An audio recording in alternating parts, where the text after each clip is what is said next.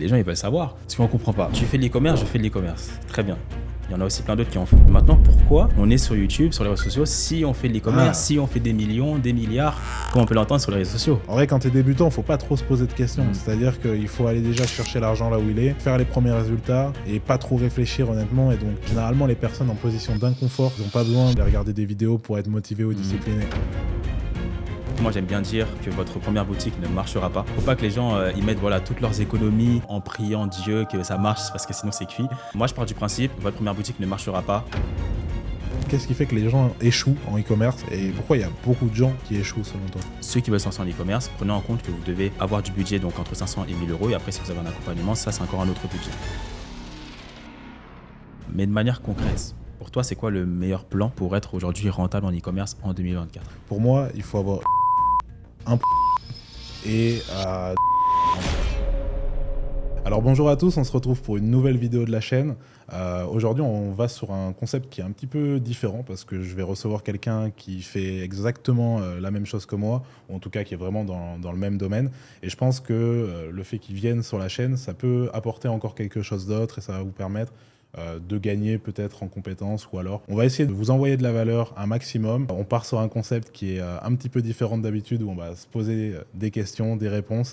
Je connais pas les questions qu'il va me poser, il connaît pas les questions que je vais lui poser. En tout cas, Jo, bienvenue sur la chaîne. Merci à toi. On va essayer aujourd'hui du coup de leur donner un maximum de valeur pour avancer et pour essayer peut-être d'avoir des choses nouvelles pour le milieu du e-commerce, quoi. Ok, ça marche. Donc on peut se poser toutes les questions. On peut se poser toutes les questions. Je connais pas les questions qu'il va me poser. Il connaît pas mes questions. Ça va être un petit peu la surprise. Peut-être qu'il y a des gens sur la chaîne qui te connaissent pas. Donc présente-toi, dis-moi un petit peu ce que tu fais et comme ça va pouvoir poser un petit peu les bases. Donc salut à tous. Donc moi je m'appelle Jonathan Ecom. Donc je fais du e-commerce depuis 2018. J'ai commencé lorsque j'étais en alternance à Subway. À l'époque, je gagnais 500 € par mois. En parallèle, je me suis lancé dans le business parce que tout simplement, tu connais un peu les quartiers, tout ça, c'est un petit peu chaud et tout, même les finances et tout. Moi, ma mère, elle était aide-soignante, mon père, il était brancardier, c'est-à-dire qu'il n'y avait pas non plus énormément d'argent à la maison. Et à ce moment-là, j'avais 17, 18, 19. Et je voulais pas dépendre de mes parents, leur demander quoi que ce soit. Tu vois, moi, je leur ai jamais rien demandé. Donc ça fait que c'est pour ces raisons-là que je me suis lancé dans l'e-commerce, dans le business de manière générale. Après, moi, ce qui m'a fait exploser, c'est le confinement. C'est-à-dire que je m'étais lancé 2018-2019. Mais après, j'ai vraiment fait un boom pendant le confinement. C'était en mars 2020. Et après, je me suis expatrié en juillet 2020, 3-4 mois après. Ok. Et donc, j'ai fait 2 ans à Londres, ensuite 2 ans à Dubaï. Et on se retrouve ici aujourd'hui, toi et moi. Écoute, parfait. Ce qui est marrant, c'est qu'on a un petit peu le même parcours, hein. C'est pareil, moi, j'ai explosé au moment du confinement. Après, il y a beaucoup d'e-commerçants de notre génération qui ont explosé pendant le confinement. C'est ça. C'était incroyable. Et après, même au niveau des raisons, des motivations, c'est à peu près pareil. Donc, je pense que ça va être intéressant d'attaquer. Donc, voilà. Comme je disais, on va se poser des questions. Il y a une dizaine de questions chacun. Je vais commencer. Ou alors, tu peux commencer, comme tu veux. Ouais, vas-y. T'es l'invité. À toi l'honneur. Ça marche.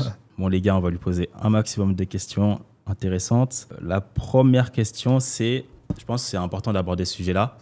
Parce que on parle toujours des réussites et tout. J'ai fait 100 000 € en X temps. Mais ce serait bien que tu dises un petit peu c'est quoi ton premier échec.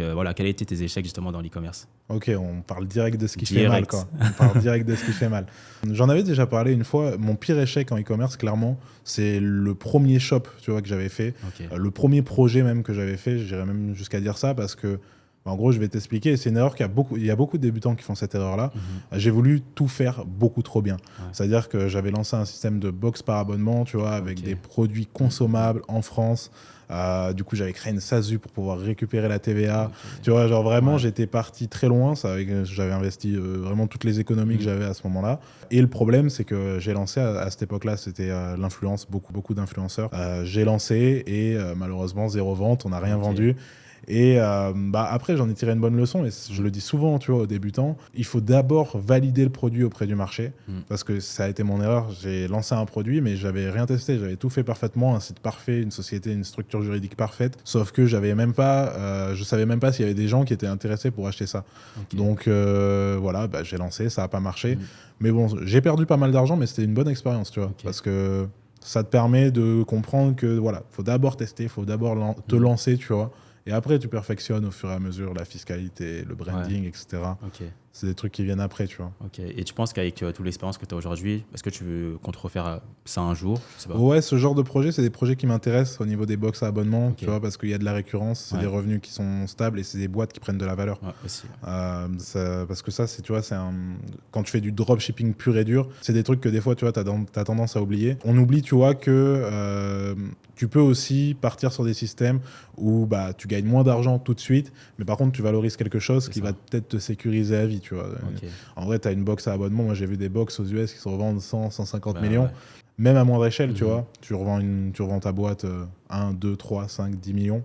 C'est quand même intéressant et c'est des chiffres qui sont très difficiles à aller chercher en bénéfice net sur du drop classique, tu vois, en réalité. Exactement. Je vais passer à ma première question, du coup. Comment tu t'es lancé, toi, de ton côté, en e-commerce? Tu l'as un petit peu dit, mais j'aimerais en savoir un petit peu plus, tu vois. Qu'est-ce qui a fait, quel a été l'élément déclencheur, tu vois, qui a fait que tu t'es lancé? Ouais. Alors, comme je l'expliquais un petit peu, donc moi, je m'étais lancé lorsque j'étais à Subway en alternance. Et en fait, à ce moment-là, tu vois, je pensais pas à business et tout parce que je connaissais pas. Tu vois, genre 2017-2018, ça parlait pas d'argent dans les réseaux comme c'est le cas aujourd'hui, tu vois. C'est-à-dire qu'à ce moment-là, je connais personne qui gagnait vraiment de l'argent en étant jeune, sauf voilà, les footeux et voilà, les gens un peu dans les trucs un peu chauds, tu vois. Ça fait que je connaissais personne qui faisait du business en ligne. Et donc, au début, moi, j'étais plus en mode développement personnel. Parce que tu vois, je savais que si tous les jours tu répètes quelque chose, à un moment donné, tu vas avoir des résultats. Et je l'avais vu un petit peu dans la muscu, tu vois. Genre, je me souviens à ce moment-là, j'étais un peu matrixé par ça. Et je savais que voilà, quand tous les jours je répétais, j'avais des résultats. Et je me disais, mais si je fais la même chose, peut-être dans un secteur financier, mais ça peut aussi se faire, tu vois. Et c'est là où j'ai commencé à genre, regarder un peu des vidéos de développement personnel, genre sur YouTube. Il y avait aussi une chaîne YouTube qui s'appelait Prendre sa vie en main. Je sais pas si... Ok, ouais, si je vois. Ah ouais, tu vois. Je vois très bien. De toute façon, on a commencé à peu près au même moment. Ok. C'était un peu les mêmes personnes, je pense. Ouais. Tu vois, il y avait cette chaîne-là. Et tu vois, cette chaîne-là m'a matrixé en mode développement personnel, tout ça. C'est là où j'ai commencé même à acheter des livres et tout. Et à force de regarder des vidéos YouTube de développement personnel, c'est là où après, tu as des propositions de vidéos sur YouTube, genre de business et tout, tu vois. Donc, c'est là où j'ai eu différentes propositions de business et tout, l'e-commerce ou même d'autres business. Après, en parallèle de ça, c'est là où je me suis lancé en e-commerce. Après, il y a eu le confinement, etc. Mais ça s'est fait comme ça, en vrai. C'est intéressant ce que tu dis parce que moi, je fais souvent aussi pas mal de parallèles entre le sport et le business. Tu vois. Je trouve qu'il y a quand même vraiment tout le temps beaucoup de parallèles au niveau là, justement de la persévérance, de la répétition. C'est ça. Et c'est pareil, tu vas chercher des résultats sur le long terme à force de répéter, à force d'aller dans la difficulté. Donc ouais, je suis assez d'accord avec ça. Ouais, clairement, parce que tu vois, pour moi, tout le monde croit en la discipline, tu vois. C'est même pas question de vendre du rêve, tu vois. T'as pas besoin d'avoir une Audemars Piguet ou une Rolex pour comprendre que la discipline, ça existe, tu vois. Donc je me suis dit, tu vois, la chaîne Prendre sa vie en main, c'était une chaîne très simple. Le mec, il expliquait des principes simples, etc. L'importance, voilà, de bien dormir, de bien manger, de bien travailler, le fait de travailler sur sa vision, ça, c'est un truc simple. Mais il y a beaucoup de gens aujourd'hui, ils vivent un peu comme ça, à gauche, à droite, mois par mois, ils ne savent même pas ce qu'ils veulent faire. Mais dès lors que lui, il explique vision 3 mois, vision 1 an, 5 ans, 10 ans, déjà, même si peut-être que je ne vais pas atteindre cet objectif-là, mais au moins, ça me permet de me projeter, d'avoir une ligne directive, tu vois. Ouais, clairement. Mais de toute façon, je pense que ça, c'est quelque chose qui est très important. C'est-à-dire que d'abord, avant de vouloir faire de l'argent, de vouloir faire des gros chiffres, déjà, mettre les bases, tu vois, avoir une vision et savoir pourquoi tu y vas, tu vois. Ça, je pense que c'est important et c'est un point un peu commun, je pense, entre toutes les personnes qui ont du succès dans ce qu'ils font. Où voilà, il y a un truc un petit peu plus fort que juste gagner beaucoup d'argent vite, tu vois. Et ça, c'est des fois ce qu'on retrouve peut-être un peu trop, tu vois, à cause des réseaux peut-être notamment, tu vois. Ouais, complètement.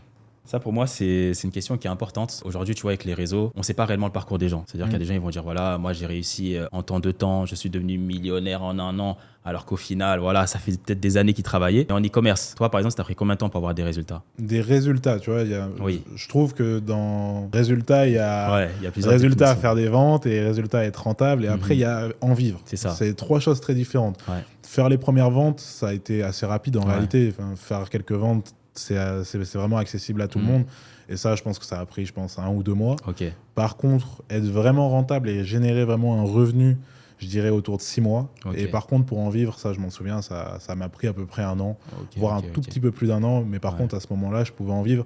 Et quand j'ai en vivre, ça veut dire être au-dessus des 10 000 € par mois de bénéfices, tu vois, mensuels, à partir d'1 an, 1 an et demi.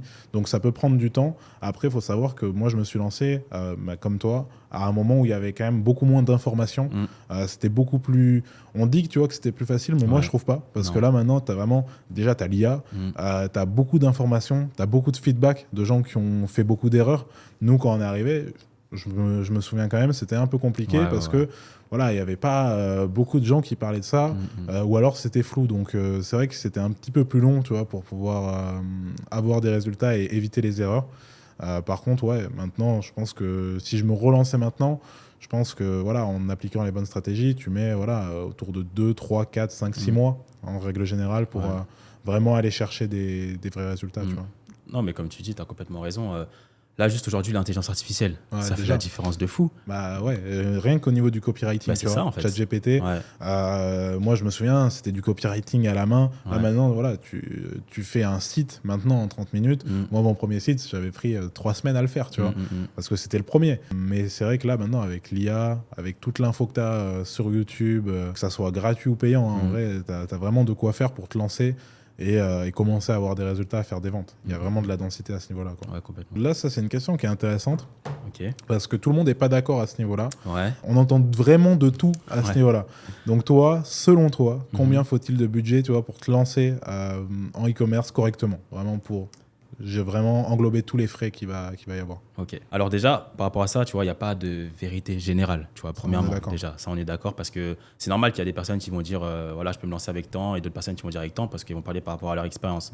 Moi, personnellement, je dis de se lancer entre 500 € et 1000 € de budget. Pour moi, ça me paraît globalement correct parce que tu vois, tu as les frais Shopify, l'abonnement il est autour des 30 €, tu as les applications avis client, etc. Ça te fait à peu près 10 € par mois. Tu as le fait de lancer des produits tout simplement, un budget publicitaire, donc environ 100 € par produit. Et vu que tu vas tester différents produits, parce que oui, c'est pas au bout de ton premier produit que tu vas avoir des résultats, je pense que c'est le cas pour toi et moi, on a testé plein de projets avant de réussir. Ça fait que forcément, il faut du budget. Donc, si tu es avec Facebook, en général, entre 500 € et 1000 €, voilà, vraiment pour faire large.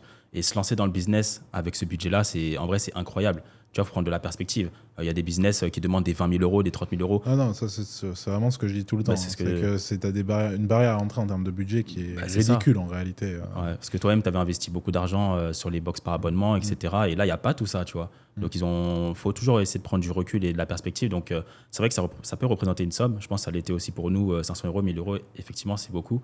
Mais à l'échelle du business, il faut se dire que c'est peu et que c'est une chance justement de se lancer dans ce business. Donc, ouais, clairement, je suis très d'accord. C'est vrai que moi, j'ai pas mal parlé à une époque de stratégie, tu vois, avec 0 €.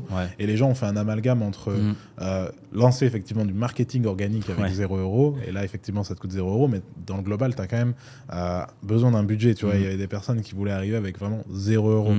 Et c'est vrai que ça, c'est quelque chose que les gens doivent comprendre absolument. C'est-à-dire que déjà, se lancer dans un business avec 1000, 2000, 3000 €, déjà, c'est que dalle, réellement. Il y a des business, tu ouvres un restaurant, tu vas devoir arriver avec 200, 300 000 €, tu vois. C'est ça. Et là, c'est vraiment un business où, avec moins de 5000 €, même moins de 3000 €, tu peux vraiment te lancer largement. Et c'est ce que je dis aussi souvent, c'est un business qui s'auto-alimente très rapidement. C'est ça qui est très bien. Tu n'as pas besoin de faire des grosses sorties de trésorerie. Et ça, c'est intéressant. Tu réinjectes rapidement ce que tu gagnes. Donc ça, c'est cool. Non, c'est vrai ce que tu dis. De toute façon, quand tu disais par exemple 0 €, c'était plus sur l'aspect. C'est le marketing. Voilà, le marketing. D'ailleurs, je le dis. Je dis pas, à chaque fois, je le dis. Je dis une stratégie marketing avec 0 €. Et c'est la vérité, par contre, parce que le marketing organique, ça fonctionne très bien. Moi, je le dis pas du tout parce que voilà, je sais que les gens après vont vouloir me faire, tu vois. Parce que déjà, il faut trop des amalgames, tu vois. Tu dis ça. Donc, je l'ai dit une fois. Après, j'ai arrêté de le dire. C'est ça que maintenant, je dis uniquement 500 €, 1000 €. Mais c'est la vérité en soi. Tu peux te lancer. Moi, c'est ce que je dis aussi, honnêtement. C'est voilà, moi je vais conseiller entre 500 et 1000 € aussi. 500, c'est vrai que va falloir quand même que tu touches du résultat assez rapidement. Avec 1000 € je trouve que tu es large, honnêtement. Moi aussi, je suis aussi beaucoup sur Meta. Avec Meta, quand même, avec 1000 €, tu as quand même le temps de faire pas mal de testing, tu as quand même le temps d'aller chercher du résultat. Donc, franchement, c'est largement suffisant. Tu vois. C'est quoi la source de trafic qui a tout changé pour toi? Et genre, par rapport au fait que tu t'es lancé il y a quelques années, aujourd'hui, pour toi, quelle est la meilleure plateforme de manière globale, publicitaire? Alors, bon, déjà, pour moi, il n'y a pas de meilleure plateforme. Je pense que ça va vraiment dépendre du produit, du produit que tu as, de la stratégie que tu as et de vraiment la stratégie globale. Pour moi, il n'y a pas de meilleure plateforme. Après, moi, à titre perso, il y a eu 2 phases. J'ai eu ma première phase en marketing d'influence au début. Voilà, la période du confinement, c'était surpuissant. Par contre, ça, c'est des choses qui demandaient quand même pas mal de budget, tu vois, pour pouvoir te lancer. Et pour pouvoir vraiment scaler, ça demandait vraiment des grosses sorties de trésor. Donc pendant, je dirais un an et demi, je suis resté vraiment beaucoup en marketing d'influence. Donc ça, c'est la première phase. Ça a, entre guillemets, tout changé pour moi parce que j'ai commencé à vivre du business. Et après, ça a vraiment réexplosé quand j'ai intégré Meta à tout ça. Parce que tu as la stabilité de Meta. Je sais que toi aussi, tu es sur la source de trafic. Donc à l'heure actuelle, à mon sens, c'est la meilleure source de trafic en termes qui va allier la stabilité, la rentabilité et le champ de produits que tu peux lancer. Parce que tu peux à peu près tout lancer avec Meta. Et après, voilà, comme je le disais juste avant, on a aussi intégré des stratégies organiques. Pour moi, il n'y a pas de meilleure source de trafic. Il y a par contre une meilleure stratégie globale. C'est-à-dire que pour moi, Meta seul va pas forcément toujours suffire. Tu peux intégrer de l'organique, peut-être intégrer du retargeting avec TikTok, avec Snap, peut-être avec Google. Ça va dépendre des produits, ça va dépendre. Il y a des produits qui sont plus ou moins market fit en fonction des sources de trafic, mais moi, à mon niveau, ça va être vraiment influence marketing et Meta, quoi. Ouais, moi je me souviens, genre 2019-2020, tu vois, moi j'ai toujours été vraiment Meta, Facebook et tout. Et je me souviens que, tu vois, c'était les influenceurs qui faisaient les plus gros chiffres, tu vois, par exemple en 24 heures. Mais nous, on avait la stabilité, tu vois. C'est-à-dire que nous, on était un petit peu jaloux parce qu'eux, ils sortaient des 300 000 euros en 24 heures, des trucs comme ça. On a fait des trucs de fou à l'époque. C'est plus compliqué maintenant à reproduire. Mais tu pouvais faire 100 000 euros dans la journée à l'ancienne. Mais tu vois, avec Facebook, c'était plus genre des 20K day, genre 20, 30, même 50K day, tu vois. Mais ce qui est déjà énorme, tu vois. Mais c'est vrai que c'était stylé quand même de taper des gros chiffres et tout. Et même que quand tu faisais de l'influence marketing, tu vois, tu posais un gros billet sur un jour, tu avais cette adrénaline un peu. Il y a de la dopamine, hein, c'est excitant. C'est un peu casino, hein, en vrai. Un peu, ouais. L'influence marketing, c'est vrai que moi, je le déconseille vraiment beaucoup aux débutants quand tu as peu de budget. Il y a des gens, tu vois, qui veulent commencer direct en influence marketing et c'est vrai que ça, je déconseille tout le temps parce que voilà, c'est du one shot, quoi. Et un testing sur Facebook, c'est peut-être 100 balles. Par contre, un testing sur de l'influence marketing, tu vas prendre 3-4 profils pour bien tester. Ça peut coûter vite 5, 6, 7, 10 000 euros. Donc, c'est pas pareil, c'est pas fait pour le même type de personne. À l'époque, ça marchait mieux. Maintenant, je conseille d'aller plus sur des sources de trafic, que ça soit Meta, Google, TikTok, peu importe, mais plus des trucs où tu peux commencer à tester avec des 50, des 100 euros que de venir avec 5-6 000 euros d'un coup. C'est un peu risqué là maintenant, je trouve. Ouais, complètement. Surtout pour un débutant, quoi. Ça va revenir un petit peu à ce qu'on était en train de dire en réalité. Toi, selon toi, combien de produits va falloir tester pour avoir un produit qui est rentable et qui va te permettre vraiment d'avoir des résultats stables et long terme en e-commerce, quoi. Par rapport à ça, comme tu viens de le dire, il n'y a pas de vérité générale. Après, moi, j'aime bien dire que votre première boutique ne marchera pas. D'accord. Donc, ne dépendez pas sur ça. Faut pas que les gens y mettent toutes leurs économies ou sinon tout l'argent de leur facture sur cette boutique-là et en priant Dieu que ça marche parce que sinon c'est cuit. Donc voilà, moi je pars du principe, votre première boutique ne marchera pas. Donc ça, c'est la première chose. Ensuite, de manière générale, tout dépend aussi de la source de trafic, etc. Mais moi, pour trouver un produit gagnant, en général, ce serait entre 3 et 7 à 8 produits, tu vois, en tant qu'un débutant, etc. Si tu testes plus de 8 produits et que tu n'as pas de résultat, c'est vraiment que tu fais quelque chose de mauvais, tu vois. Donc, pour moi, c'est une bonne moyenne. C'est pas déconnant. Il y en a qui durent un petit peu plus, un petit peu moins. Il y a même des gens qui disent oui, tester une dizaine de produits, voire une vingtaine de produits, tu vois. Ça, je trouve ça un peu trop élevé. Un peu trop élevé. Mais je pense que cette tranche-là, elle est bien. Toi, t'en penses quoi un peu par rapport à ça? Moi, c'est vrai que au niveau des produits qu'on fait lancer, tu vois, aux débutants, même nous, on va venir lancer en perso, je pense qu'on teste moins de produits. Par contre, on dépense peut-être plus d'argent par produit. C'est-à-dire qu'on va peut-être plus insister, peut-être faire un tout petit peu plus de mise en place pour faire en sorte d'avoir moins de testing. C'est vrai que 8, je trouve ça encore un peu élevé. Par contre, tu vois, une tranche un peu comme tu disais en réalité, entre 3 et 5, je trouve ça assez honnête. Autour de 5 produits, normalement, tu es censé toucher quelque chose qui peut fonctionner, en tout cas, normalement. Ouais. Non, mais tu as raison, parce que de toute façon, l'idée, c'est d'investir plus de temps justement sur le fait de bien lancer le produit correctement, comme tu dis. Et en faisant ça, en vrai, entre 3 et 5 produits, en vrai... C'est ça, parce que moi, tu vois, je trouve honnêtement que quand tu disais, il y a des gens qui conseillent 20 produits pour avoir du résultat. En vrai, moi, je dis autant aller au casino, tu vois. Honnêtement, 20 produits, ça veut dire qu'il n'y a pas de stratégie, ça veut dire que tu cherches la chance, entre guillemets, juste un produit qui va fonctionner par chance. Et là, en réalité, les gens ont besoin de personne pour faire ça, en réalité. Donc, moi, je dirais une moyenne peut-être un tout petit peu plus faible, entre 3 et 5. Okay. S'il y a du temps passé, tu vois, sur la mise en place, je pense que normalement, c'est suffisant pour n'importe qui. Okay. Aujourd'hui, les personnes qui réussissent dans l'e-commerce ou même dans le business de manière générale, pour moi, ils ont souvent des points communs, tu vois, que ce soit en termes de traits de caractère ou de compétences.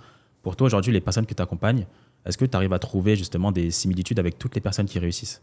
Ouais, clairement. De toute façon, ça, c'est même. Je suis assez catégorique là-dessus. Déjà, premier point, que ce soit un homme, une femme, que tu viennes d'un bon milieu, d'un moins bon milieu, pour moi, il n'y a pas vraiment de corrélation entre ça et le fait que tu vas réussir. Après, peut-être, les personnes qui viennent de milieux très difficiles vont peut-être avoir plus de persévérance, peut-être un petit peu plus la dalle. Donc, forcément, tu as plus de chances de réussir quand tu as la dalle, c'est évident. Après, pour moi, il y a 2 points. Être coachable et persévérer. Okay. Déjà, tu vois, il y a des personnes, des fois, tu vas leur dire fais ci comme ça. Ils vont te dire ouais, mais non, je pense qu'il vaut mieux faire comme ça. Moi, généralement, quand il se passe ça, je laisse faire l'erreur. En vrai, c'est le projet des gens. Les gens font ce qu'ils veulent. Donc, je laisse faire et généralement, on ne se trompe pas, tu vois, parce qu'on a l'habitude, on sait. Si on dit quelque chose, généralement, c'est qu'on sait pourquoi on le dit. Donc, première chose, être coachable, donc bien avoir la capacité à prendre l'information et à la recracher en réalité sur le business. Et le deuxième point, c'est persévérer, donc savoir faire ça, être coachable, et derrière persévérer, répéter les actions encore et encore. Et pour moi, c'est ça qui peut te permettre de vraiment réussir. Et c'est un trait commun avec toutes les personnes que j'ai, moi, de mon côté, qui réussissent. Ouais, franchement, je suis complètement d'accord avec toi. Surtout que c'est important d'avoir les deux. Et pas soit l'un, soit l'autre. Tu vois. Ah ouais, non, c'est les deux. Voilà, c'est vraiment... Il y a une information, tu sais l'absorber, tu sais la recracher presque bêtement en réalité. Et si ça ne marche pas, tu persévères et tu recommences. Et en réalité, toutes les personnes qui font ça ont des résultats. C'est obligatoire. Par contre, généralement, ceux qui ne vont pas réussir, c'est des personnes, voilà, tu leur dis un truc, ils n'arrivent pas à le reproduire, ou alors ils n'ont pas envie de le reproduire comme ça. Là, généralement, ce genre de personnes, j'ai envie de leur dire, je peux plus rien faire. Ouais. Moi, je donne ma stratégie, on donne le max, mais par contre, derrière, si tu veux pas nous écouter, c'est pas grave.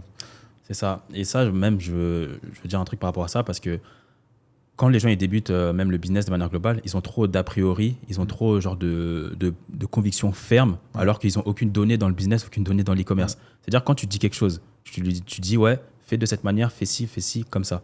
Toi, tu as réussi en e-commerce. Donc, pourquoi, si moi, je connais rien, je vais venir te contredire et te dire que non, je ne ferai pas ça. Ouais, c'est comme... moi, là, il y a quelques mois, j'avais encore un coach de sport. Ouais. Mon coach de sport, s'il me disait faut faire l'exercice comme ça, de cette manière-là, le mouvement, tu le fais mal, il n'a pas d'intérêt de toute façon à me mentir. C'est ouais, ok, je t'écoute, déjà, je te paye, donc je vais t'écouter. Donc, ouais, non, clairement, pour moi, il faut juste être capable de... Voilà, prendre l'information, la recracher. Et déjà, si tu sais faire ça, déjà, c'est déjà pas mal et tu es sur la voie de la réussite, normalement. Et tu sais, même encore aujourd'hui à notre niveau, tu vois, comme il y a des personnes encore aussi qui ont peut-être même plus d'argent que nous. Et nous aussi, même si on a eu un certain succès dans le business, il faut savoir être encore coachable et savoir se remettre en question. Mais ça, je pense que de toute façon, c'est la différence entre les gens qui font un coup, entre guillemets, qui vont faire beaucoup d'argent d'un coup et qui n'arrivent pas à en refaire. Et ceux qui arrivent à perdurer, les gens qui arrivent à perdurer, c'est toujours des personnes qui se remettent en question. Des fois, c'est même tous les mois que tu te remets en question, que tu regardes ce que tu fais, si tu es vraiment sur la bonne voie, entre guillemets. Et ouais, la remise en question, c'est peut-être ce qu'il y a de plus important. En tout cas, pour durer, je pense que c'est ce qu'il y a de plus important, clairement. Tu as été en Chine pour voir tes fournisseurs. Ça s'est passé comment ? Est-ce que tu en as tiré déjà des enseignements ? Est-ce que ça t'a permis d'évoluer, toi, pour tes boutiques ? Comment ça s'est passé ? Déjà, c'était une très bonne expérience. J'ai été très bien accueilli et d'ailleurs, je remercie encore mon fournisseur. Et l'idée, c'est que, tu vois, ça fait plus de 5 ans que je travaille avec eux. Donc, c'est des collaborateurs depuis plusieurs années. Et c'est important, des fois, aussi de se voir en présentiel avec les personnes avec qui tu travailles. Toi, je crois que tu as des bureaux aussi, j'ai vu. Ouais, on a des bureaux là, à Business Bay, juste derrière. Ok. Parce qu'en fait, pour moi, c'est normal. Tu vois, quand tu fais du business, bien sûr qu'aujourd'hui, on a l'opportunité de travailler à distance, au téléphone, etc. Mais si tu as la possibilité de voir les gens aussi en présentiel, autant le faire. Tu vois. Donc, c'est pour ça que je me suis dit, OK, ça fait des années qu'on travaille ensemble. Viens, on se voit, comme ça, on discute par rapport à nos projets en e-commerce. Et ça permettra aussi de faire une vidéo YouTube et montrer justement aux gens qui n'ont pas la possibilité de venir en Chine, que je puisse leur montrer exactement comment ça se passe. Donc, je suis venu avec mon caméraman et tout. On est passé plusieurs jours là-bas. Et franchement, c'était cool. m'a permis de voir un petit peu les entrepôts. J'ai vu aussi quelques produits gagnants, tout ça. Ah bah ouais, je pense. Il a dû te donner des tips. Voilà, il m'a donné quelques tips. Ouais, je pense. Généralement, les fournisseurs sont bons pour ça. Ouais. Quand tu es un bon client, généralement, ils t'aident bien. C'est ça. Donc ouais, j'imagine bien. Mais ouais, c'est quelque chose que je voulais faire à une époque. J'y avais pensé. Okay. C'est vrai que j'ai jamais eu trop eu le temps d'aller en Chine. Mais je pense que c'est quelque chose à faire. Je voulais aussi aller à la Foire Canton. Oui. Ça, je pense que c'est quelque chose qui est intéressant. Oui. Là, ça vient d'être passé, mais je pense que c'est quelque chose qui est intéressant aussi à faire en tant qu'e-commerçant, au moins une fois, tu vois. Ouais. Pour aller voir un petit peu l'envers du décor de ce qui se fait là-bas, un petit peu la logistique vraiment en physique, quoi. Ouais, complètement. Donc ouais, non, très intéressant. Ça aussi, pour moi, c'est une question qui est importante parce que ça fait partie aussi de la clé du succès, la motivation et la discipline. Si tu veux vraiment réussir sur le long terme dans le business, pour toi, c'est lequel vraiment qui est game changer et qui permettra de réussir dans le business, entre la motivation et la discipline? Je pense qu'effectivement, tu vois, déjà, c'est pareil encore, il y a deux phases. Tu vois, il y a effectivement la phase du débutant et la phase de la personne qui a déjà eu des résultats et qui veut perdurer. Ouais. Le débutant, pour moi, peu importe, motivation et discipline, on s'en fout. Je pense que c'est l'inconfort vraiment qui va te permettre de trouver déjà les deux. Tu as besoin des deux pour vraiment avoir du résultat. Et en vrai, quand tu es débutant, il ne faut pas trop se poser de questions. C'est-à-dire qu'il faut aller déjà chercher l'argent là où il est, faire les premiers résultats et pas trop réfléchir honnêtement. Et donc, bah voilà, généralement, les personnes en position d'inconfort, tu vois, les gens qui vraiment, quand tu souffres réellement, ils n'ont pas besoin d'éléments extérieurs, d'aller regarder des vidéos pour être motivé ou discipliné.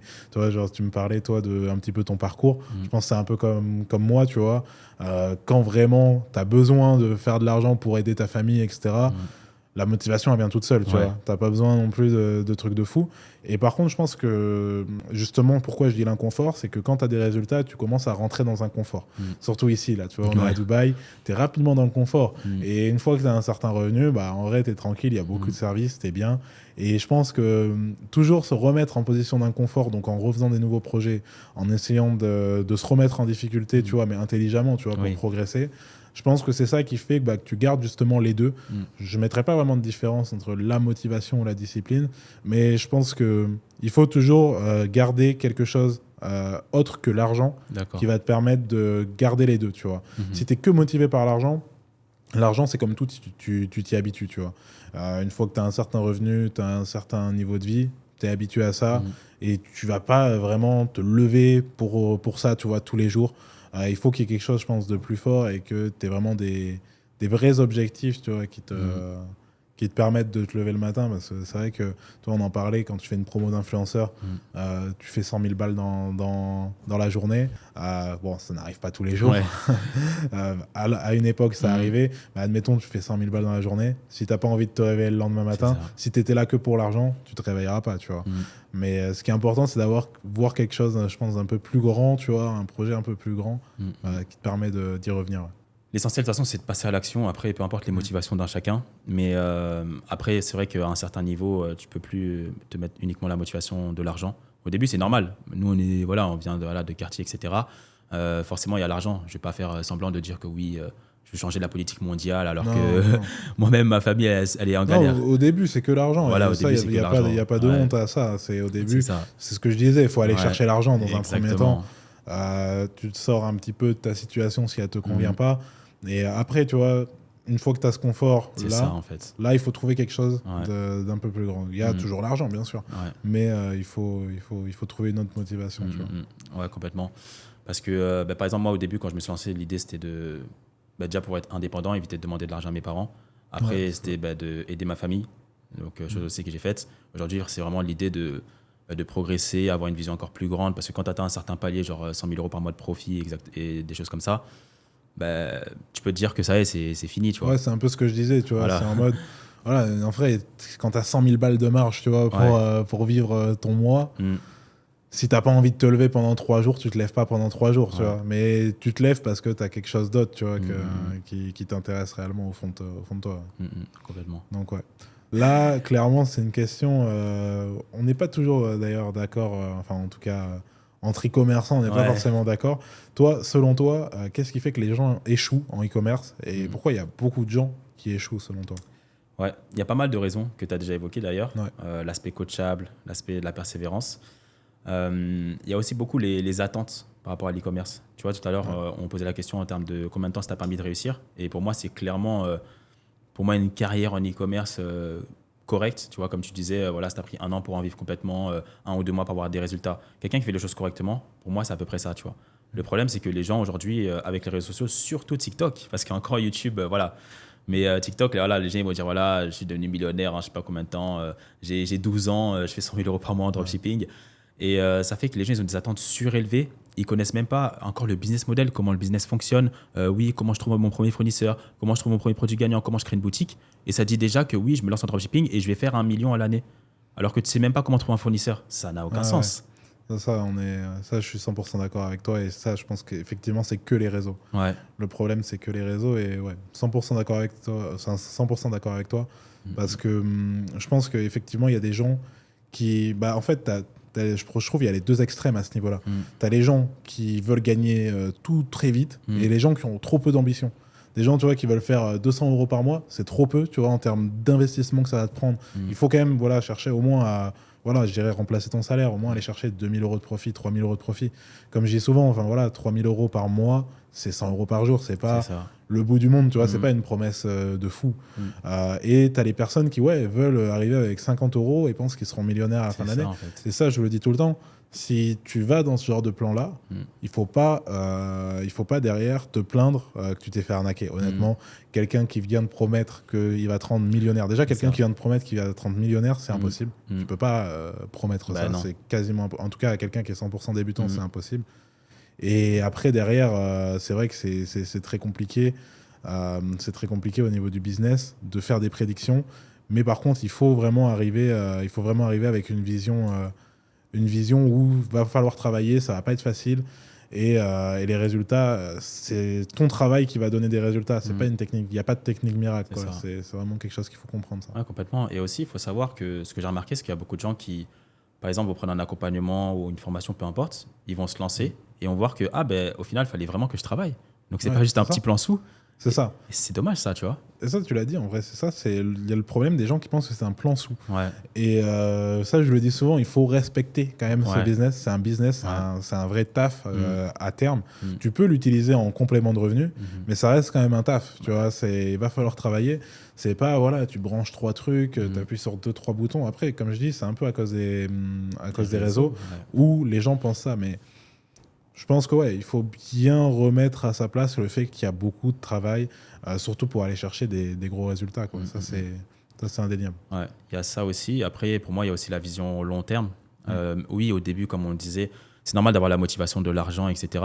Mais c'est pas parce que tu testes 1 ou 2 produits qui n'ont pas fonctionné que tout de suite le business model ne fonctionne pas. Tu vois. Nous, on a dit une moyenne entre 3 et 5. On a beau le répéter, mais quand les gens ils vont aller dans la pratique et qu'ils vont déjà tester 1 ou 2 produits que ça marche pas, tout de suite ils vont se freiner et vont se relancer ensuite que dans 6 mois, tu vois. Et ça, c'est dommage aussi. Et moi, je pense aussi que ça, c'est un autre point sur le même domaine, tu vois, où il faut quand même arriver avec de l'argent, où tu sais qu'il va falloir le dépenser quand même. C'est ça. Parce que tu vois, tu as des gens, ils arrivent avec un budget de 1 000 euros, mais quand ils en ont perdu 60, ils commencent à avoir peur. Ouais. C'est un business, hein. Tu vas prendre un risque, effectivement. Tu vois, ça, il faut pas l'oublier. Après, voilà, si tu es accompagné, normalement, tu es là pour modérer ce risque, faire en sorte que quelqu'un t'évite des erreurs pour contrôler ce risque-là et éviter un maximum de perdre ton argent. Mais voilà, il faut quand même, je pense même un peu aimer ça, tu vois. Ouais. Aimer un petit peu aller dans le jeu, un petit peu aller dans la prise de risque, tu vois. Et en vrai, il n'y a que ça qui paye. Si tu prends vraiment jamais de risque, ça ne peut pas le faire, clairement. Mais ce que tu dis, en vrai, c'est important parce que l'aspect budget, il y a beaucoup de gens qui se trompent. Hein. Nous, quand on dit entre 500 et 1 000 euros, par exemple, c'est hors accompagnement, tu vois. Moi, je sais pas, il a combien ton accompagnement, mais là, quand tu parles de ce montant-là, c'est pour justement la publicité, investir sur Shopify, etc. C'est ça que ceux qui veulent se lancer en e-commerce, prenez en compte que vous devez avoir du budget donc entre 500 et 1 000 euros. Et après, si vous avez un accompagnement, ça, c'est encore un autre budget. Donc, ouais, ça, c'est important de le dire. Effectivement, il y a pas mal d'amalgames sur ça aussi. Et c'est vrai que c'est même évident, tu vois, il faut du budget. De toute façon, moi, c'est d'ailleurs sur les accompagnements, je pense que tu dois fonctionner pareil. Moi, c'est vrai que les personnes, quand ils ont que le budget de l'accompagnement, je prends pas, par exemple. Tu vois. C'est parce qu'il y a des personnes où on pourrait leur dire, voilà, paye tant pour rejoindre l'accompagnement et derrière, il leur reste 50 €. Et en vrai, on va rien pouvoir en faire. Donc c'est vrai que généralement, voilà, c'est pour ça qu'on prend un budget global. On prend des gens qui ont un budget global et qui permet d'englober les deux, tu vois. Mais sinon, c'est compliqué, quoi. Sans budget, de toute façon, on l'a dit tout à l'heure, c'est impossible. Ça, c'est une question qu'en vrai, les gens, ils veulent savoir. Parce qu'on ne comprend pas. Tu fais de l'e-commerce, je fais de l'e-commerce. Très bien. Il y en a aussi plein d'autres qui en font. Mais maintenant, pourquoi on est sur YouTube, sur les réseaux sociaux, si on fait de l'e-commerce, si on fait des millions, des milliards, comme on peut l'entendre sur les réseaux sociaux? Ok, alors ça, c'est très propre au milieu francophone. C'est ça. Parce que c'est vrai que, tu vois, les gens qui font de l'infoprenariat, par exemple aux US, sont quand même très respectés. Quand tu regardes les infopreneurs, ils sont très respectés. C'est vrai que cette question, elle revient souvent. Déjà, il y a plusieurs raisons. Déjà, je m'en cache pas, c'est quelque chose qui est rentable, c'est quelque chose qui rapporte de l'argent et je pense qu'il ne faut pas s'en cacher. Ça rapporte de l'argent, tu apportes de la valeur à des gens, tu leur permets des fois même changer de vie et tu gagnes de l'argent pour ça. Je trouve qu'il n'y a pas de mal à ça. C'est la première chose. Et la deuxième question, dans ta question, tu vois, qui revient souvent, c'est ouais, mais si tu donnes ta technique à tout le monde, ça va plus fonctionner. Alors ça, déjà, tu vois, c'est vraiment faux parce que déjà, si tu croises le nombre de produits avec le nombre de marchés potentiels qu'il y a, le nombre de personnes que moi je vais accompagner dans l'année, l'impact que ça va réellement avoir, tu vois, sur le marché, il est ridicule, tu vois. C'est vu qu'en plus je fais pas de la formation, je fais de l'accompagnement, donc c'est des groupes très restreints, c'est des personnes au cas par cas et c'est très restreint. Donc tu peux pas, c'est pas ça qui va saturer une stratégie. Et ce qu'il faut savoir, c'est que nous, de toute façon, on accompagne les gens pour créer un shop e-commerce et derrière, transformer ce shop de dropshipping en une marque, tu vois, une marque où tu vas venir mettre des barrières à l'entrée. Et quand tu as une marque qui est établie, où il y a des barrières à l'entrée, il peut y avoir un concurrent qui arrive avec le même produit, peut-être même la même stratégie. Ça va pas avoir d'impact sur tes chiffres parce que tu es une marque établie et il y a des barrières qui font que on peut pas te bouger. C'est comme si demain Nike, tu prends un coaching avec le PDG de Nike et que tu veux relancer Nike, ça va pas fonctionner parce que la marque, elle a une histoire, elle est implantée. Il y a des barrières à l'entrée qui font que même si tu as donné toutes les clés, toutes les stratégies, tous les secrets, tu peux pas concurrencer parce que il y a des barrières. Et voilà. Donc moi, honnêtement, j'ai aucun mal à dire que c'est rentable d'être sur les réseaux, c'est rentable d'accompagner les gens et que de toute façon, derrière, si le travail est bien fait, ça rend les gens extrêmement satisfaits et moi, derrière, ça n'a pas d'impact sur mon business. Donc, j'ai aucun problème avec ça. Ouais, complètement d'accord avec les points que tu as abordés. Et après, il y a aussi le fait, tout simplement, qu'on est avant tout des entrepreneurs. C'est-à-dire qu'on sait très bien qu'aujourd'hui, c'est important d'être sur les réseaux parce que ça nous aide à avoir différents leviers. Par exemple, le fait d'avoir l'attention des gens, le fait de rencontrer des gens. Nous, aujourd'hui, on s'est rencontrés.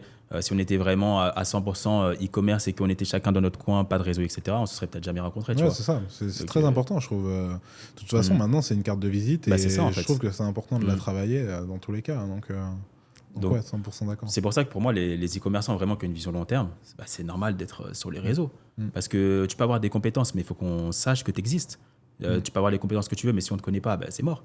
Donc en fait, être sur les réseaux, sur YouTube ou les autres plateformes, ça prouve justement même qu'on n'a pas peur de se montrer, on n'a pas peur des compétences qu'on a. En fait, on affirme ce qu'on a. Et... C'est vrai que ça, tu as totalement raison. C'est vrai que je trouve que des fois, le jugement est un peu sévère. C'est ça. Tu vois, parce que tu t'exposes. Tu montres beaucoup de choses en live, ou que ce soit en live ou en vidéo, mais tu montres ce que tu fais, tu t'exposes. Et voilà, pour moi, ça mérite pas un traitement où on va venir dire que voilà, pour justement la question que tu me posais, c'est pourquoi si tu fais des millions, pourquoi tu es sur les réseaux? Tu peux faire aussi plein de millions sur les réseaux, donc je vois pas où est le problème. Quoi, exactement. Après, il y a aussi le truc que, tu vois, nous on vient d'en bas et tout, et tout ce qu'on dit sur les réseaux, c'est vrai, tu vois. C'est quoi l'intérêt de dire que j'ai fait des millions si c'est faux, tu vois, c'est vrai que non, mais ça, totalement. Et de toute façon, si tu mens, les gens vont vite s'en rendre compte. C'est ça, en fait. Généralement, les gens qui mentent, tu vois, on s'en rend très rapidement compte. Et ouais, de toute façon, je pense que quand tu écoutes quelqu'un parler, quand tu rentres un petit peu dans le contenu, tu vois, genre si la personne a vraiment une expertise dans ce qu'elle dit ou pas, quoi, clairement. Ça, on est d'accord sur ça. Selon toi, boutique monoproduit ou multiproduit? J'ai mon avis là-dessus, mais j'ai envie de connaître le tien. Ok. Alors, à nouveau, je dirais qu'il n'y a pas de vérité générale. Après, il y a juste quand même des conseils par rapport plus à mon expérience et ce que j'ai pu faire par le passé quand j'ai démarré. Moi, je dirais quand même de se lancer en monoproduit. Parce que de manière générale, déjà, un débutant, il ne sait pas forcément bien comment créer un premier site, première fiche produit, même comment trouver un produit. C'est-à-dire que déjà, s'il s'engage dans des boutiques multi-produits, donc il va devoir trouver plusieurs produits, plusieurs fiches produits, toute cette mise en place, déjà, ça lui fait, entre guillemets, ça lui prend du temps, ça peut lui faire perdre du temps et aussi de l'argent, tu vois. Alors que quand tu es sur un monoproduit, je sais clairement, je teste ce produit, il marche pas, je passe à la suite. Et ce qui est bien aussi, c'est que quand tu as un monoproduit, les gens ils viennent sur ta boutique, ils voient que tu as un seul produit et ça fait tout de suite expert, tu vois. Si tu fais vraiment l'effort, comme tu disais, de prendre le temps de bien faire ton site, bien carré, tu vois. Si tu prends le temps de faire tout ce que tu as dit, les gens vont voir qu'il y a une expertise et ils vont se dire, ah ok, peut-être que ça, ce produit-là, moi, ce que j'aime bien mettre en avant, c'est des produits que les gens ne connaissent pas, tu vois. Donc, ils vont voir la publicité, elle les intéresse. Ils voient la boutique, ils voient qu'il y a un seul produit. Ils vont se dire, ah ok, donc ce produit est affilié à cette marque. Et donc, directement, en principe, il devrait avoir plus de confiance, tu vois. Donc, moi, c'est plus ce principe-là que j'aime. Ok. C'est intéressant. C'est vrai que moi, je vois la stratégie que tu utilises et c'est intéressant. Après, c'est vrai que monoproduit, je suis d'accord pour un débutant, déjà, apprends à vendre un produit avant de vouloir en vendre 10. Ça, c'est une certitude. Après, c'est vrai que sur les choix des produits, toi, tu es donc plus sur des produits un peu que les gens ne connaissent pas. C'est vrai que pour un débutant, moi, j'ai plus tendance à conseiller des produits que tout le monde connaît, justement. Parce que ça coûte moins cher, logiquement, à vendre. T'as pas expliquer déjà aux gens à quoi sert le produit, tu vois. Donc ça, bon, honnêtement, je pense que c'est vraiment deux visions différentes et les deux fonctionnent. Donc ça, c'est vraiment au cas par cas, honnêtement. Mais c'est vrai que je suis assez d'accord avec toi. Après, ce que les gens doivent comprendre, c'est qu'il y a beaucoup de boutiques multiproduits qui commencent d'un monoproduit. C'est-à-dire que tu commences avec un produit, tu vas rajouter un upsell, 2, 3, après tu prends une gamme de produits et tu finis avec un shop multiproduit. Mais c'est vrai que même moi, honnêtement, même avec l'expérience, je préfère commencer en monoproduit que arriver, à part, voilà, si tu pars sur du textile, etc., où là, tu es obligé d'avoir des gammes directement. Sinon, en règle générale, c'est vrai que je préfère être sur du mono aussi. Ouais, complètement. De toute façon, après, c'est comme tu dis, vu qu'on apprend à faire la transition entre dropshipping et e-commerce, créer une vraie marque, une marque n'a pas un seul produit. Donc, on démarre sur du dropshipping, monoproduit, et ensuite, on développe des gammes, comme tu l'as expliqué. Ouais, c'est ça, exactement. Et c'est intéressant, les stratégies d'upsell, les stratégies upsell, cross-sell, c'est intéressant pour les paniers moyens. Enfin, pour augmenter ton panier moyen, c'est quelque chose même généralement qui est important. Surtout quand tu es sur des modèles de marque où tu as besoin d'aller chercher de la marge, tu as besoin d'aller chercher du volume de vente. Mais c'est vrai que la plupart du temps, à la rigueur, un upsell, tu vois, mais un produit, un upsell, c'est amplement suffisant déjà. Apprends à vendre ça avant de vouloir vendre des gammes de produits. Ça coûtera déjà moins cher en plus. Donc, totalement d'accord. Okay, top. On a déjà évoqué pas mal de points qui sont super intéressants. Mais de manière concrète, pour toi, c'est quoi le meilleur plan, si tu peux un petit peu détailler, pour être aujourd'hui rentable en e-commerce en 2024 ? Alors, pour être rentable, bon, il n'y a pas un plan, c'est pareil. C'est comme tout. De toute façon, il n'y a pas une vérité établie. Après, pour moi, selon moi, et en fait, ça va reprendre vraiment presque tout ce qu'on a dit en réalité. Pour moi, il faut avoir une stratégie, un produit et de la persévérance. Pour moi, il ne faut pas que tu commences à t'éparpiller. Déjà, il faut rester sur ce que tu fais. Tu choisis une stratégie qui pour toi fonctionne. Et tu répètes. Et c'est le meilleur moyen pour moi pour aller chercher du résultat. Si le lundi, tu es sur TikTok, le mardi, donc sur TikTok Ads, le mardi, tu es en influenceur et le vendredi, tu es sur Meta, il y a beaucoup de gens qui font ça. C'est-à-dire, j'ai des gens, tu vois, ils me disent j'ai testé mon produit sur Meta, bon, ça marche pas, faut que je parte sur TikTok Ads. Mais ça marche pas comme ça. C'est-à-dire que, ouais, ok. La bonne manière de réfléchir, c'est ok, j'ai testé mon produit sur Meta, ça n'a pas fonctionné. Pourquoi ça n'a pas fonctionné? Qu'est-ce que je pourrais faire pour que ça fonctionne? Qu'est-ce que je ne dois pas répéter pour mon prochain produit? Donc, d'abord, tu choisis la source de trafic, la stratégie qui te convient, qui convient à ce que tu recherches. Et après, derrière, tu ne vois plus rien d'autre. Et c'est le meilleur moyen pour moi, en tout cas selon moi, pour avoir les premiers résultats, être rentable et faire les premiers revenus vraiment conséquents en e-commerce. Pour moi, il ne faut pas s'éparpiller. Ouais, je suis complètement d'accord avec toi parce que le plus important, c'est d'être focus dans le business. Et il y a trop de gens qui font ça, qui changent de source de trafic et en fait, qui ne comprennent pas le principe du coût d'opportunité. Tu vois. Par exemple, tu te focalises sur Facebook, ça fait 1 mois, tu as testé peut-être 2 produits, même s'il faudra en tester plus. Tu auras plus de chances de continuer sur Facebook, de tester parce que tu as déjà l'inertie de toute l'expérience que tu as pour ensuite avoir des résultats que de repartir encore, par exemple, sur Google Ads et prendre le temps encore de tout revoir, de tout réapprendre. Et au final, tu as déjà perdu 200 € sur Facebook, tu repars de zéro sur Google Ads, tu vas faire une fausse manip, tu vas reperdre encore 200 €, ainsi de suite. Tu vois, en fait, en faisant ça, tu restes un éternel débutant. Voilà. Et moi, il y a des sources de trafic, j'ai pas honte de le dire, que je maîtrise pas très bien. C'est-à-dire que je n'y suis jamais allé, mais parce que justement, j'ai pris une expertise dans ce que je savais faire. Et derrière, si je dois travailler sur une autre source de trafic, c'est un expert qui travaillera avec nous. Mais tu peux pas être expert partout, c'est impossible. Et voilà, honnêtement, et ce qu'il faut faire attention aussi, c'est ne pas suivre trop les trends, les tendances que tu as sur les réseaux. Parce que c'est pas parce que tu vois 3 mecs qui te disent que ça y est, j'ai rien contre TikTok Ads, mais par exemple 3 mecs qui disent que TikTok Ads c'est magnifique, que voilà, tout le monde sur TikTok Ads. Non, c'est pas comme ça. C'est si t'es sur Facebook, que selon toi c'est quelque chose qui fonctionne, et tu le sais que ça fonctionne de toute façon, parce que y a des gens qui font de l'argent dedans. Prends de l'expérience là-dedans. Et commence pas à aller à droite à gauche, et surtout ne change pas de business. Il y a beaucoup de gens aussi qui changent de business très souvent. Et pour moi, déjà, c'est la première chose, déjà rester dans le même business, choisir un business et rester dedans, parce que sinon c'est très compliqué. Également une question, tu vois, qui revient beaucoup de mon côté, et je voulais avoir un petit peu ton avis à ce niveau-là.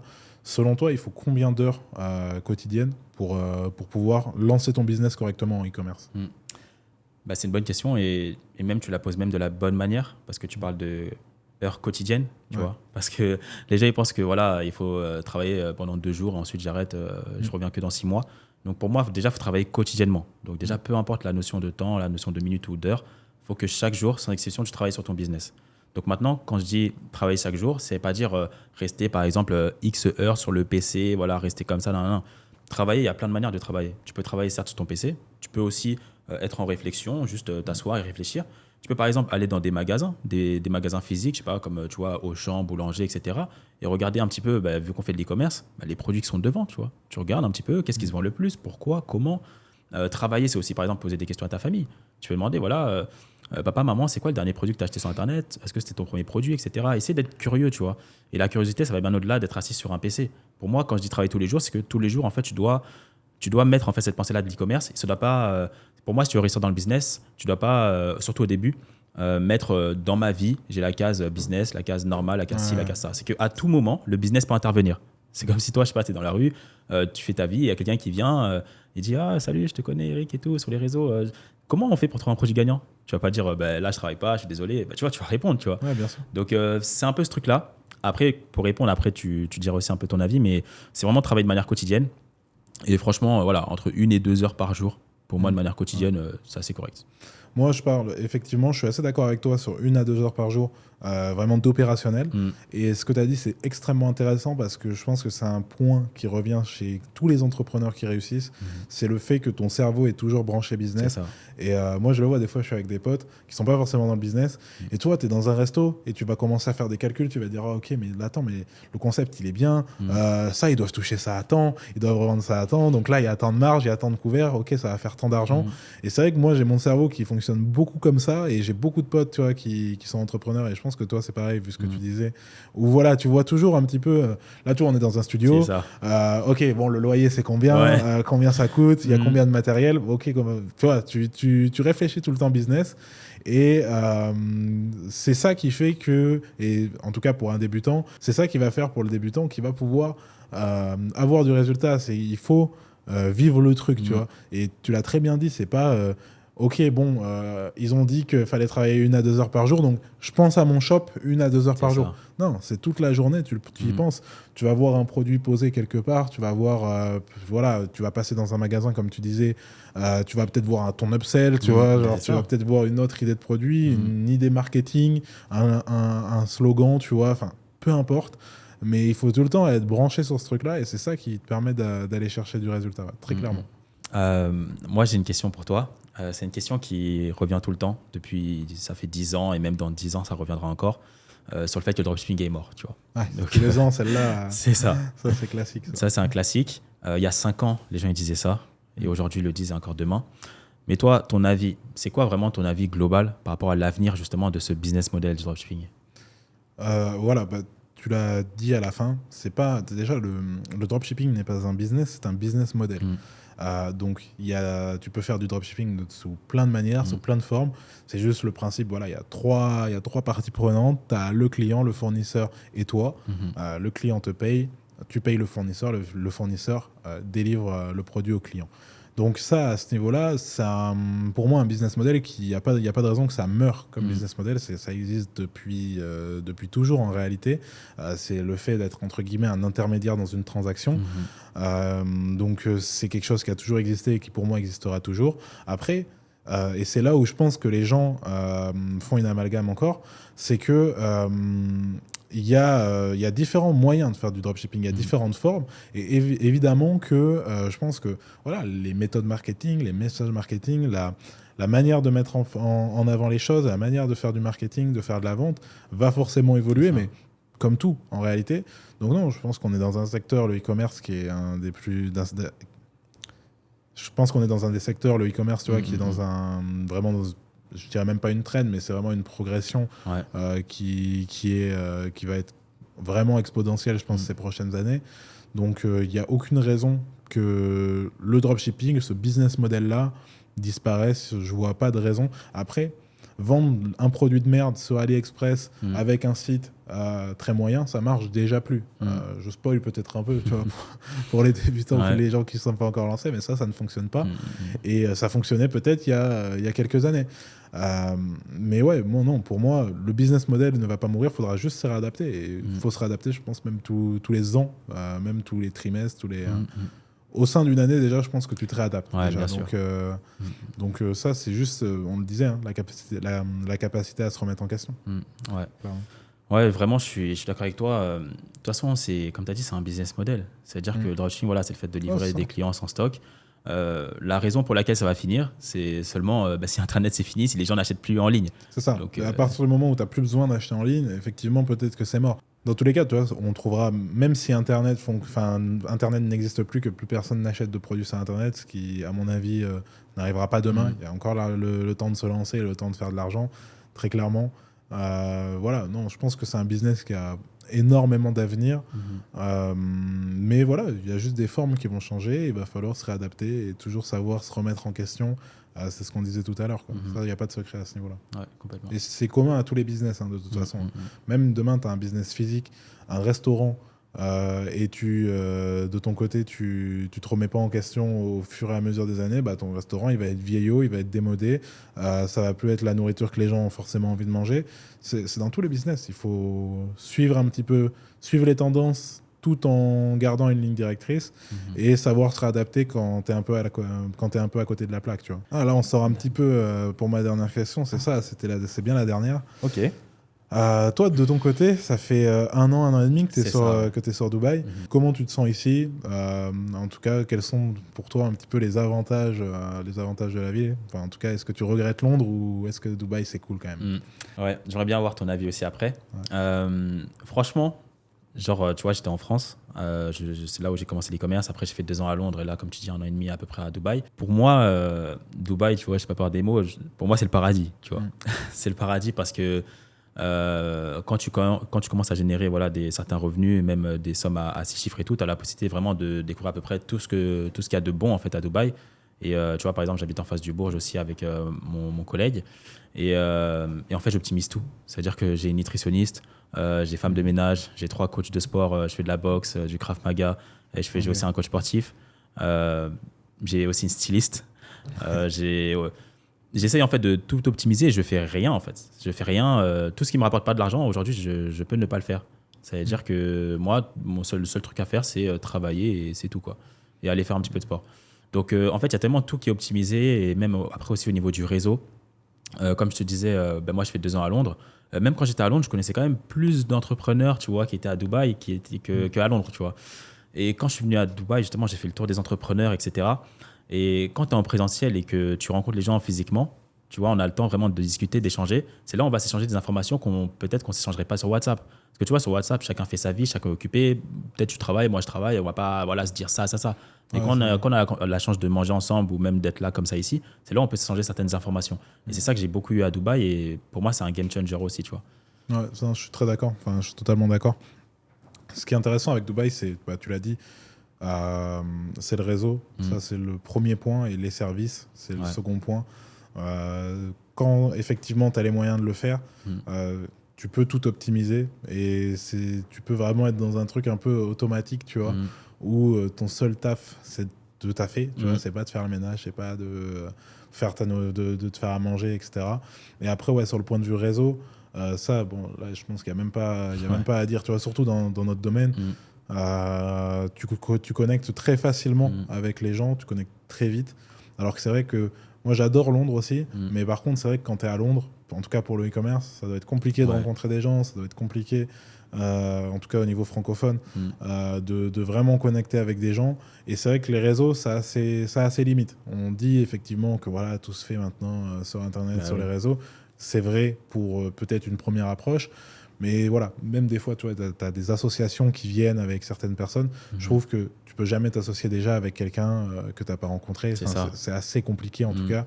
Et c'est vrai que des fois, ça va t'ouvrir des opportunités, peut-être te lancer sur d'autres business ou grossir ton business actuel.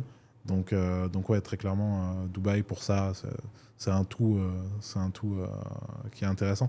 Ouais. Et c'est vrai que c'est une ville qui est très critiquée, surtout en France. Et j'arrive pas trop à comprendre pourquoi en réalité. Tu vois, je sais pas si t'as un avis là-dessus, mais moi, de toute façon, comme je dis souvent, c'est une des villes où il y a le plus de millionnaires dans le monde. Et je pense pas que les gens qui ont fait beaucoup d'argent ou qui en font soient les personnes les plus bêtes. Ouais. Donc, si il y a beaucoup de gens à succès ici, c'est quand même qu'il y a une raison et c'est quand même qu'il y a des avantages, tu vois. Donc, c'est vrai qu'il y a peut-être une petite haine développée en France par rapport à Dubaï que je ne saurais pas expliquer. Et tous mes potes qui sont venus ici, qui avaient des a priori, quand ils sont repartis, ils m'ont dit c'est une dinguerie.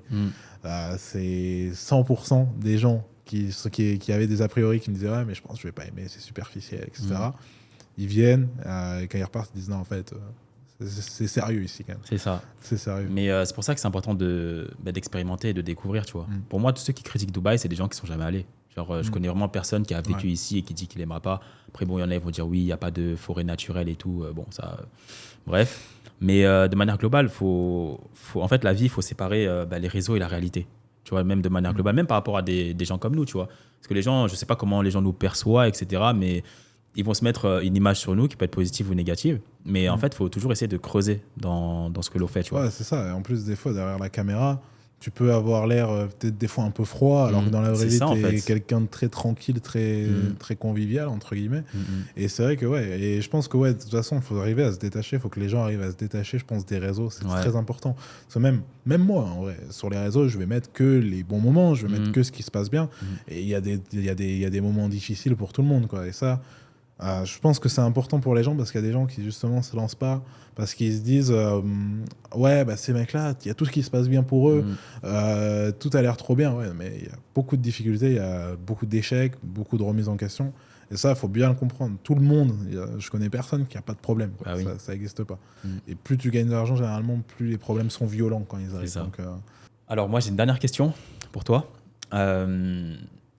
Pour toi, c'est quoi le plan d'action pour passer d'un débutant complet, c'est-à-dire de 0 à 1 million d'euros de chiffre d'affaires, par exemple. Donc, disclaimer, personne dit qu'on fera ça en un jour ou en 2 jours. Ouais, c'est important de le dire. Et je vais même justement amoindrir un petit peu dans ma réponse. Je pense que déjà, il y a plusieurs phases. Déjà, je pense, on en a parlé tout à l'heure, tu as la phase débutant, il faut aller chercher tes premiers 10K pour moi. Tu vois. Tu vas chercher tes premiers 10 000 euros. Là, entre guillemets, tu bourrines, tu réfléchis pas trop. Après, tu vas avoir la phase où tu vas aller chercher tes premiers 100K. Et les premiers 100K, ça va être simplement le fait de persévérer et vraiment de te tenir à une stratégie. Ça va être un petit peu un travail, tu vois, entre guillemets, de longue haleine, tu vois, parce que 10K, tu peux les faire très rapidement. 100K, les premiers 100K, ça va prendre, je pense que c'est même ce qu'il y a de plus dur en réalité. Ça va te prendre un petit peu de temps et juste, voilà, va falloir persévérer. Après, de 100K à 1M, pour moi, ça va être le fait justement de réussir à, on en a parlé tout à l'heure, arriver à diversifier les sources de trafic, Et après, c'est pareil, c'est du temps. Et en vrai, c'est un petit peu le plan d'action, c'est répéter quelque chose pendant longtemps et au fur et à mesure, rajouter des petits détails, voir les erreurs que tu fais, voir ce qui fonctionne, voir ce qui fonctionne pas, optimiser ce qui fonctionne, supprimer ce qui fonctionne pas, ou alors faire en sorte que ça fonctionne. Et c'est comme ça pour moi, au fur et à mesure où tu vas gagner en compétences, tu vas gagner en process et en setup, et ça va te permettre de passer effectivement de palier en palier. Et il faut respecter ces paliers. Il ne faut pas chercher à faire de 0 à 1M, justement. Et même, je dirais même plus, je pourrais même rajouter une case de 1 à 10M. De 1 à 10M, là, tu vas devoir rajouter tout ce qui est du staff. Là, tu ne peux plus y aller tout seul. Tu peux faire 0 à 1 million de CA. Je parle en chiffre d'affaires, hein, c'est important, je ne parle pas en bénéfice. Tu peux faire de 0 à 1 million de CA tout seul. De 1 à 10 tout seul, je trouve ça assez compliqué. Par contre, là, il va falloir rajouter du staff sur ces points-là. Mais en tout cas, ouais, je pense pour moi, c'est juste la capacité à prendre une stratégie, la comprendre, l'optimiser à ta manière également. Et après aussi, arriver à implémenter d'autres stratégies à ta stratégie de base. Et là, c'est ce qui va te permettre d'exploser, quoi, très clairement. Ok. Ouais, complètement d'accord avec ce que tu dis. Et même, je vais aborder aussi toute la partie process et recrutement.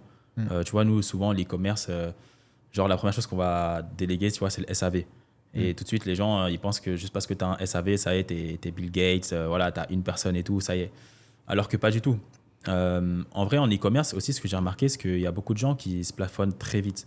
En fait, tu vois, de manière globale, pour moi, dans le business en ligne, les gens qui ont en vrai des vraies compétences, c'est les gens qui font de l'e-commerce justement, qui font du dropshipping. Parce qu'en fait, ça nous aide dans plein de compétences, tu vois, genre marketing, trouver un produit, faire plein de stratégies, etc. Mais j'ai remarqué, ce qui nous pénalise le plus, c'est le fait que, pour moi, on n'a pas assez de process. Les gens, ils parlent pas assez de process dans l'e-commerce, ils parlent pas assez de recrutement, et du fait que c'est bien d'avoir vraiment une équipe, comme tu le dis. Et ça, c'est un truc qui fait que souvent, les gens, ils se plafonnent alors qu'ils ont un potentiel de fou. Genre, alors qu'ils pourraient faire beaucoup plus s'ils recrutaient. Et comme ça, ils pourraient investir plus de temps justement sur l'aspect produit marketing, tu vois. Ça, c'est très important, là, ce que tu as dit à la toute fin. Il faut bien comprendre, quand on est e-commerçant, que ton travail en tant qu'e-commerçant, c'est d'être juste marketeur. Choisir le bon produit, voir la stratégie, et après, derrière, tu es censé, en réalité, ne rien faire d'autre. Donc, au début, tu touches un peu à tout, c'est normal et c'est bien, parce que tu fais un peu tout le tour du business, tu vois un petit peu les failles, un petit peu là où il y a besoin d'investir peut-être plus d'argent. Mais après, à terme, pour vraiment exploser, il faut simplement être sur cette partie, voilà, direction, diriger les équipes, au niveau du marketing, au niveau voilà, de la stratégie produit.